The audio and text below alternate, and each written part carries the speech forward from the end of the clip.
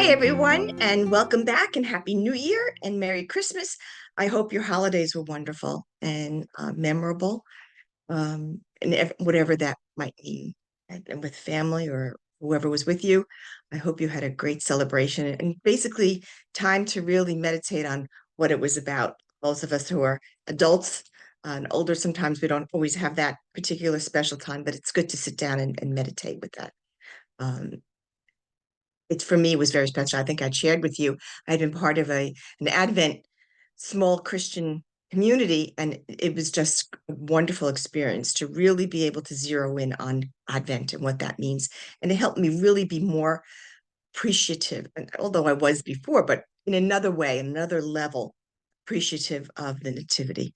And just and who was there and what they did. And so for me, it was that kind of a thing. It was great to have the family, but for me personally, it also was a nice growing experience. So here we are back at what we're doing. And I did meet with the kids, my grandchildren, on Monday. And we talked about, of course, the gospel and the readings. And, John the Baptist is still hanging in there. We still see him. And even though we've switched to the Gospel of Mark, we're getting, all that information. The Christmas is over. We're done with the wise men and we're done with the shepherds, but now we're back to business, so to speak. And here is John the Baptist.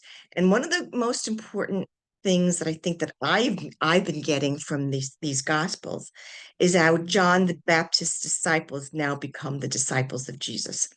And I just find that so interesting because John the Baptist is so about, I must decrease while he increases. And I think that's a perfect example of it. That happens as well. So again, the blessings of having a lectionary based series is that at this stage, and I can honestly say to you, these kids are, my grandchildren are so tuned in with John the Baptist, with Elizabeth and Zachariah. They know it like it's, like they know anything else.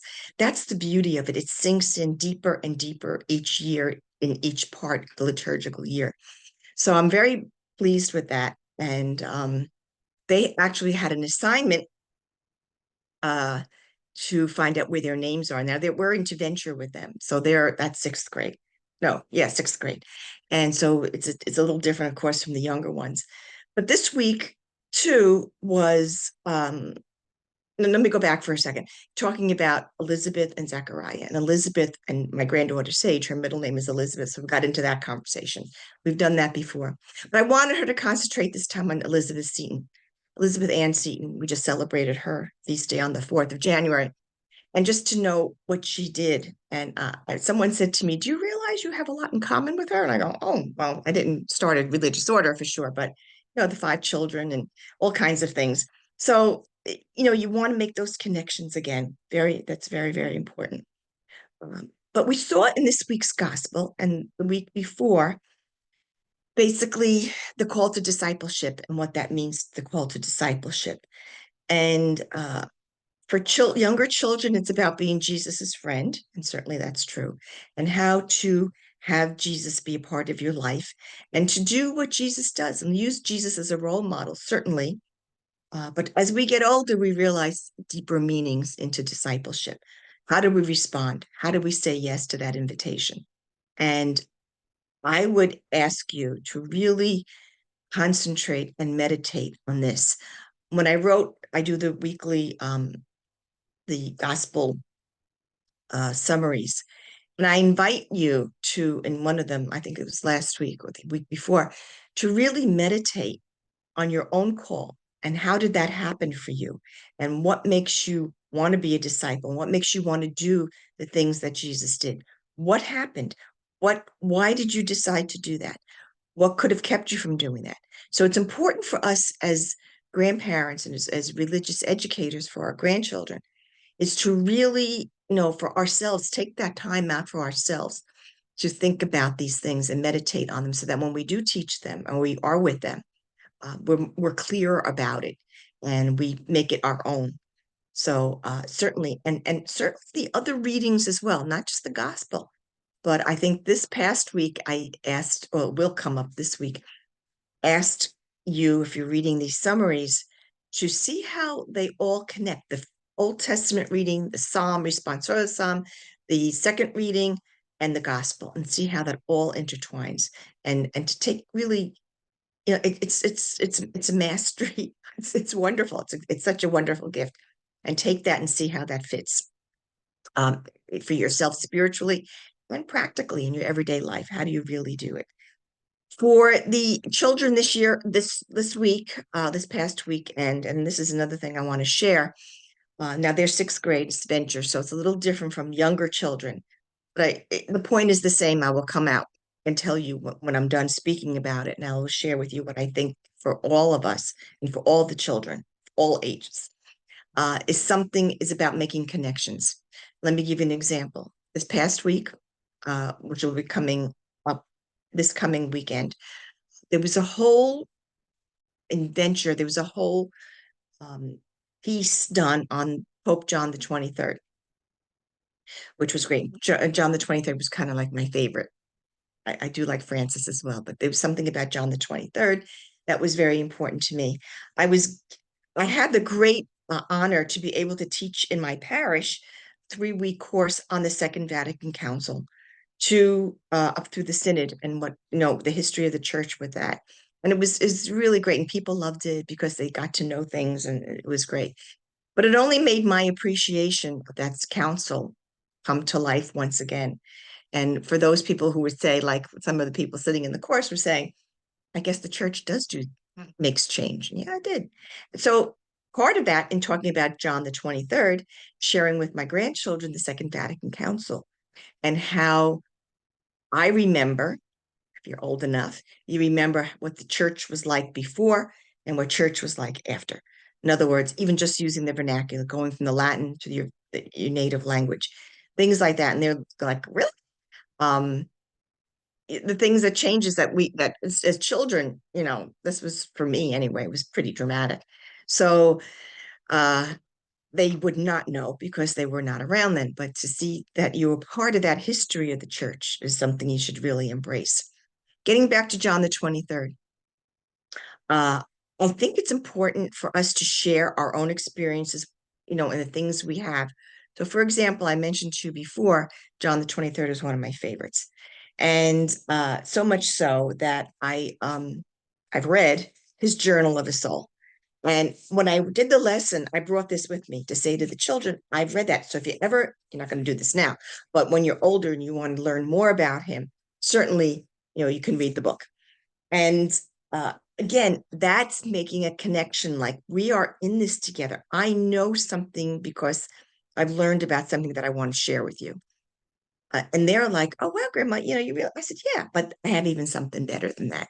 And I may have mentioned this before when I've done these recordings, but that I was able to teach, not to teach. When I taught at a Franciscan college, they sent me to a pilgrimage to Assisi and 3 days in Rome.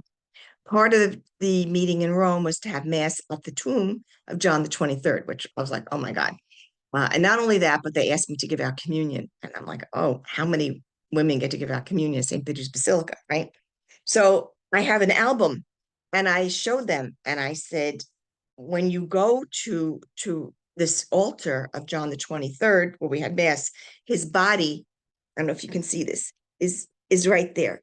I believe it's waxed, obviously, but you get to see him. And here I am then sitting in the sanctuary with the priest because I'm going to be a liturgical minister. And that was just so special to me to be like a few feet away from John the 23rd and starting to realize all that he did do for the church.